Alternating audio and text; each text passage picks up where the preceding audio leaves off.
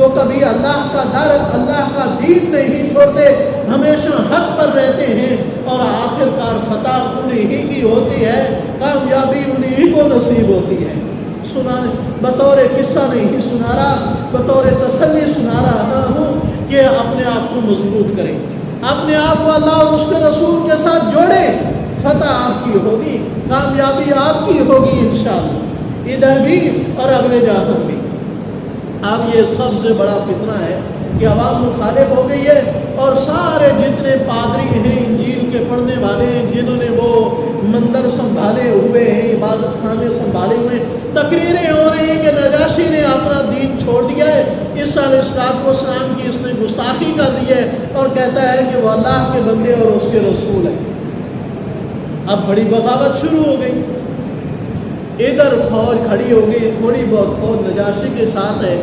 نجاشی ان کا مقابلہ کرنے سے پہلے مسلمانوں کو پھر بلاتا ہے، جعفر بن ابی طالب کو ایک رکا دکھاتے ہیں، اس رکے کے اندر، اس خط کے اندر نجاشی نے یہ لکھا تھا کہ میں لا الہ الا اللہ کا اقرار کرتا ہوں کہ اللہ کے سوا کوئی عبادت کے لائق نہیں، محمد مصطفیٰ صلی اللہ علیہ وسلم اللہ کے پیغمبر ہیں، عیسیٰ بن مریم اللہ کے رسول ہیں، اللہ کے بیٹے نہیں ہیں، اور وہ اللہ کے کلمہ ہیں، اللہ کی روح ہیں، اللہ کے پیغمبر ہیں، اور میں گواہی دیتا ہوں۔ اور ساتھ یہ کہتے ہیں، وہ مسلمانوں، جعفر بن ابی طالب ان سب کو اکٹھا کرو، ایک کشتی تیار کرو اور اس کے اوپر سوار ہو، اس کے اوپر سوار ہو کر کے بیٹھ جاؤ اور یہ انتظار کرو، اگر میں اپنے ملک کے اندر فتح حاصل کر لی میں نے تو خوشی خوشی میرے ملک میں رہنا، پہلے بھی تمہارے اوپر کوئی زیادتی نہیں، اب بھی تمہارے اوپر کوئی زیادتی نہیں ہوگی، اگر میں ہار گیا، مجھے شکست ہوئی تو یہاں سے چلے جانا، کہیں تمہارے اوپر پھر ظلم و ستم نہ ہو۔ اور یہ رکا بڑھا کر کے اس نے اپنے بازو کے اندر جہاں ڈال دیا، تاکہ اللہ کے حضور یہ گواہی رہے کہ میں مسلمان ہو چکا ہوں، اب میں کافر نہیں رہا۔ اب نجاشی گیا میدان جنگ کی طرف، جعفر بن ابی طالب نے مسلمان مہاجروں کو لیا اور کشتی میں سوار ہو گئے، اور پھر اللہ کی حضور گڑ گڑا کر اللہ سے دعائیں مانگتے ہیں کہ اللہ اس مرد مجاہد اور پکے سچے مومن کی تو مدد فرما، کوئی سنو والی صورت نکال۔ نجاشی جب عوام کے سامنے گیا، ٹھاٹھے مارتا ہوا سمندر ہے جو اس کے خلاف کھڑا تھا، نجاشی نے تقریر کی، اور تقریر اللہ کی حمد و ثنا بیان کرنے کے بعد کہتا ہے، اے حبشہ والو، تم نے مجھے خود بادشاہ بنایا تھا، میں نہیں بادشاہ بنا، تم نے تو مجھے بیچ دیا تھا، پھر واپس لاتے بادشاہ بنایا، تم نے مجھے کیسے پایا ہے اپنے لیے، وطن کے لیے، عوام کے لیے، اپنے حقوق کے لیے؟ تو سب نے بیک زبان کہا کہ ہم نے آپ کو بالکل ٹھیک پایا ہے، نہ آپ کراتے ہیں، نہ جھوٹ بولنے والے ہیں، نہ ظلم و ستم کرنے والے ہیں، نہ شراب پینے والے ہیں، نہ دھوکہ بازی کرنے والے ہیں، نہ بدکاری کرنے والے، بالکل ٹھیک ہیں، ہر لحاظ سے آپ ٹھیک ہیں۔ تو اب نجاشی کہتے ہیں تو پھر وجہ کیا ہے، آخر کیوں تم میرے مخالف ہو گئے ہو؟ تو انہوں نے کہا تم نے عیسیٰ علیہ السلام کی گستاخی کی ہے۔ یہ پروپیگنڈا شروع سے ہی چلتا آ رہا کہ تم نے عیسیٰ بن مریم کو اللہ کا بندہ کیوں کہہ دیا، یہ عیسیٰ علیہ السلام کی گستاخی ہو گئی۔ اب میں اس سبق کو روک کر آپ کے سامنے قرآن پاک کی آیت پڑھنا چاہتا ہوں، تاکہ میرا اور آپ کا ایمان تازہ ہو جائے اور اس میں اضافہ ہو جائے۔ تو میرے پاس بحمد اللہ تعالیٰ، میں اللہ تعالیٰ کا شکر ادا کرتا ہوں، یہ اس کی کرم نوازی ہے، وگرنہ میں کہاں پھرتا، مجھ سے بہتر ہوتے ہیں۔ آپ کی عمر کے، بڑی عمر کے، چھوٹی عمر کے، درمیانی عمر کے، کالج کے، یعنی ہر عمر کے بندے میرے پاس بحمد اللہ تعالیٰ قرآن پاک کا ترجمہ اور تفسیر پڑھتے ہیں۔ جس طرح دوسرے بچے پڑھ رہے ہوتے ہیں، اسی طرح وہ بھی آ کر اپنے بچوں کے ساتھ بیٹھتے ہیں۔ تو کئی بار پڑھی ہے، تو کل ایک عجیب ہی کیفیت تھی، اور اللہ تعالیٰ نبی پاک صلی اللہ علیہ وسلم ارشاد فرماتے ہیں، قرآن پاک کو جتنا پڑھتے جاؤ اس کے عجائب ختم نہیں ہوتے، نئی سے نئی بات اللہ تعالیٰ آپ کی سمجھ میں دیں گے، اللہ تعالیٰ ایک نئی روح پیدا کریں گے۔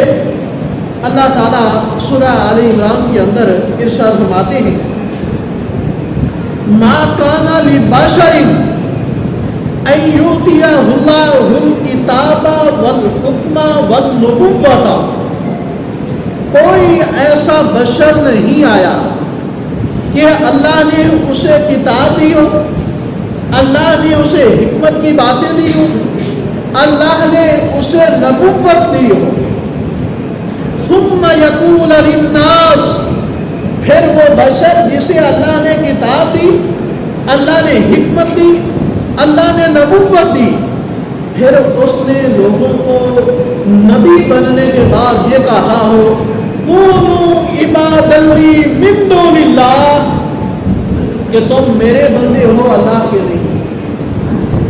اب میں نے دیکھو اتنی محنت کی، اتنی ریاضت کی، اتنی مشقت کی، میں نے تمہیں راست پر لایا، میں نے تمہیں اتنے معجزے دکھائے، میں نے اتنی کرامتیں دکھائی، اب تم میرے بندے ہو۔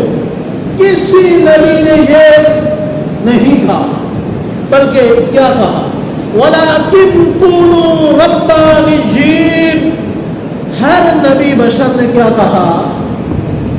تم ربانی بنو، تم اللہ کے بندے بنو، تو رب کے بندے بنو، کسی اور کے بندے۔ آج کل میں حیران ہوتا ہوں، اللہ کے بندوں کی اس طرح تعریفیں کی جاتی ہیں کہ اللہ کو بلا دیا جاتا ہے، یوں بیان کی جاتی ہے، اللہ کے نیک بندوں کی اس طرح شان بیان کی جاتی ہے گویا کہ پیدا بھی ہمیں انہوں نے کیا ہے۔ کوئی حضرت ابو بکر صدیق رضی اللہ تعالیٰ عنہ کی شان اس طرح بیان کرے گا گویا کہ ہمارے خدا ہیں، کوئی حضرت علی کی شان اس طرح بیان کریں گے گویا کہ وہ ہمارے خدا ہیں، کوئی نبیوں کی تعریفیں اس طرح کریں گے کہ گویا کہ وہ ہمارے رب ہیں، گویا کہ وہ نظام کائنات چلانے والے ہیں۔ حالانکہ تمام نبیوں نے، تمام اولیاء اللہ نے، تمام اللہ کے بزرگوں نے، اللہ کے نیک بندوں نے کیا دعوت دی ہے؟ کونوا ربانیین، لوگوں کون بنو؟ ربانی بنو، رب کے بندے بنو، مخلوق کے بندے نہ بنو۔ ان کی دعوت تو یہ تھی، ہم نے الٹا کام کر دیا سب۔ ان کی صبح و شام قرآن پاک بھرا پڑا ہے، کوئی سب ترجمہ اٹھا لے، کوئی پابندی نہیں کہ فلاں مسلک کا لیں، فلاں کا نہ لیں، اٹھائیں اور کسی نبی کا تذکرہ پڑھیں، اور نبی کی پہلی دعوت کیا ہوگی؟ اعبدوا اللہ، کس کی عبادت کرو؟ اللہ کی عبادت۔ فاعبدوا اللہ مخلصین لہ الدین، خالص پکار اسی کی کرو، خالص عبادت اسی کی کرو۔ تو وہاں پر بھی یہی پروپیگنڈا کیا گیا نجاشی کے خلاف، چونکہ اس نے حضرت عیسیٰ بن مریم کو کیا کہہ دیا؟ اللہ کا بندہ کہہ دیا، گستاخی۔ تو نجاشی کہتا ہے دیکھو میں عیسیٰ علیہ السلام کا وہی اقرار کرتا ہوں جو انجیل کے اندر آیا ہے۔ جب انجیل کی بات کہی، عوام پھر ٹھنڈی ہو گئی، عوام پھر کیا ہو گئی؟ ٹھنڈی ہو گئی اور شروع ہو گئی۔ نجاشی پھر بادشاہ وقت بن گیا اور پورے ملک کے اوپر اس کا قبضہ ہو گیا، اور وہاں مسلمان خوشی سے اپنی زندگی بسر کرنے لگے۔ نجاشی بھی اللہ کی عبادت کرنے لگا۔ پھر نبی پاک صلی اللہ علیہ وسلم مکہ چھوڑ کر کے مدینہ آئے، اور وہاں جو مسلمان حبشہ کے اندر مکہ سے تنگ ہو کر کے گئے تھے وہ مدینہ میں آ گئے۔ آخر کار نجاشی کا انتقال حبشہ کے اندر ہو گیا، اور نبی پاک صلی اللہ علیہ وسلم کو اب یہ باتیں ذرا توجہ سے سننے والی ہیں۔ اللہ تعالیٰ نے وحی کے ذریعے نبی مکرم صلی اللہ علیہ وسلم کو جبریل کے ذریعے خبر دی کہ آپ کا امتی حبشہ کا بادشاہ نجاشی اب اس دنیا میں نہیں رہا۔ اب نبی پاک صلی اللہ علیہ وسلم نے بندہ بھیجا اور بندے کو یہ بتلایا کہ لوگوں میں اعلان کر دو ہمارا مسلمان بھائی حبشہ میں فوت ہو گیا ہے، ہم اس کا جنازہ پڑھیں گے، ہم اس کا کیا کریں گے؟ جنازہ پڑھیں گے۔ کہاں فوت ہوا ہے؟ حبشہ میں۔ جنازہ کہاں ہو رہا ہے؟ जनाजे का ऐलान कहाँ हो रहा है? मदीना में हो रहा है। जहाँ भाइयों मैं हदीस पाक का मुकम्मल मुताला किया किताबुल जनाजा का, कि जब भी कोई मुसलमान फौत हो जाए तो उसकी जनाजे की इत्तला ज़्यादा से ज़्यादा दिया करें,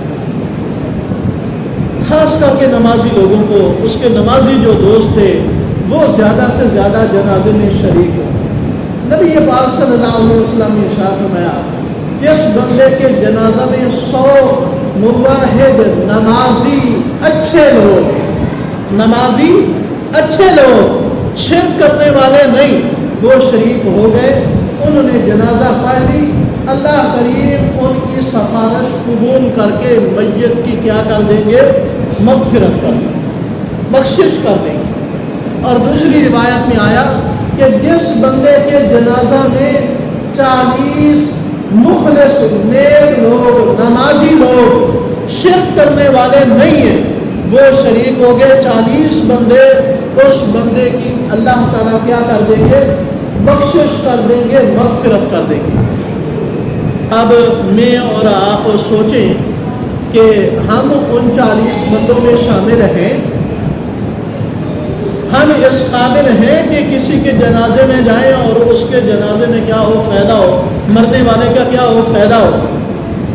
और फिर ये सोचें, मेरे दोस्त अहबाब, मेरे ताल्लुक़ वाले ऐसे हैं कि उन्हें जनाजा आता है और उन्हें मेरे जनाजे की इत्तिला मिले और वो मेरे जनाजे पर पहुँचे और वो मेरे लिए दुआ मग़फ़िरत करें। क्या ऐसे मेरे दोस्त अहबाब और ताल्लुक़ वालों में लोग शामिल हैं? कम अज़ कम 40 ऐसे बंदे शामिल हैं जिन्हें जनाजा आता हो और वो नमाज़ पढ़ते हों और वो मेरे जनाजे में शामिल हों और अल्लाह करीम उनकी सिफारिश पे मेरी क्या कर दे? बख्शिश कर दे।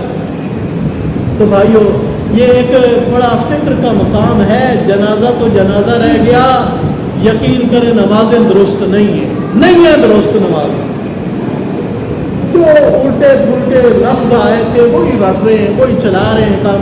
और ऐसे बुज़ुर्गों को मैंने देखा है कि बिल्कुल उन्हें तरतीब का ही नहीं पता, जहाँ तहियात पढ़नी होती है वहाँ सूरत फातिहा पढ़ रहे होते। तो भाइयों, ये ऐसा एक फर्जी कहानी नहीं, ऐलान हो गया तो जनाजा हो गया तो कफन दफन हो गया, चलो जी फातिहा पढ़ो तो पूरा पढ़ाओ तो खत्म। बड़ा मामला मुश्किल है। तभी तो नबी पाक सल्लल्लाहु अलैहि वसल्लम ने ऐलान करवाया मदीना में, हमारा मुसलमान भाई क्या हो गया है? फौत हो गया है, जनाजे की तैयारी करो। फिर अल्लाह करीम ने सारे पर्दे हटाए और नबी पाक सल्लल्लाहु अलैहि वसल्लम ने इरशाद फरमाया, अब मैं अपने भाई की मैयत को देख रहा हूँ। नबी पाक सल्लल्लाहु अलैहि वसल्लम ने मदीना में अपने भाई की नमाज जनाजा पढ़ी। एक बात ये समझ आई कि जो अल्लाह का और अल्लाह के रसूल का हो जाता है, वो चाहे दुनिया के किसी भी कोने में हो, अल्लाह करीम उसे इज्जत जरूर देते हैं। मुखलिस था, बेशक दूसरे मुल्कों में है, रसूलुल्लाह सल्लल्लाहु अलैहि वसल्लम ने बज़ाते खुद जनाजा पढ़ा। जो अल्लाह का हो जाता है, मुखलिस हो जाता है, ईमानदार बंदा बन जाता है, फिर अल्लाह करीम उसकी इस तरह इज्जत बनाते हैं। तो गैबाना नबी पाक सल्लल्लाहु अलैहि वसल्लम ने जनाजा पढ़ी। अब भी आप जो वरसा हैं, जिस तरह हमारे इन इलाकों के अंदर बहुत सारी फैमिलियां बाहर होती हैं, उधर ही बाज़ दफ़ा वो फौत हो जाते हैं, इधर उनकी डेड बॉडी नहीं आती, तो उनके करीबी रिश्तेदार इधर उसका गैबाना जनाजा पढ़ सकते हैं, दुआ मग़फ़िरत कर सकते हैं। यह हदीस पाक से क्या है? साबित है। अल्लाह करीम के हुजूर में दुआ करता हूँ कि मेरे जितने मुसलमान भाई इस दुनिया से रुखसत हो चुके हैं, बहनें छोटे बड़े, अल्लाह ताला सबकी मग़फ़िरत फरमाए और अल्लाह ताला हमें भी हर सब की समझ नसीब फरमाए।